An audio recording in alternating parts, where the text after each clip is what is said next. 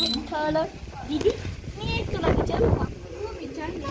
आषाढी एकादशी म्हणजे काय ग? ते बस मी तुला समजावते. आषाढ महिन्यात येणारी एकादश म्हणजे आषाढी एकादशी होय. आषाढी एकादशीच्या दिवशी आपल्या महाराष्ट्रात सांस्कृतिक, धार्मिक व आध्यात्मिक दृष्ट्या अतिशय महत्त्वाचा आहे. आषाढी एकादशीसारखी वारी कोठेही जगात पाहता किंवा अनुभवता येत नाही. विठ्ठल नामाचा गजर करीत हजारो वारकरी आपले जातीभेद, गरिबी, श्रीमंती हा भेद विसरून पायी चालत पंढरपूरला जातात.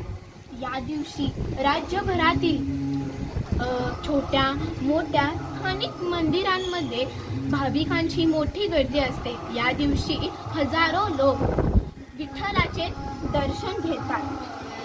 विविध शाळा धार्मिक संस्था आषाढी एकादशी निमित्त दिंडीचे आयोजन करतात. उपवास हा आषाढी एकादशीचा उत्सवाचा अविभाज्य भाग आहे. आषाढी एकादशीला खूप महत्त्व आहे, कारण भगवान विठ्ठल व त्यांचे भक्त दिव्य मिलिंद दर्शवते. आषाढी एकादशी पंढरपूर वारी यात्रेद्वारे लोकांना एकत्र आणते.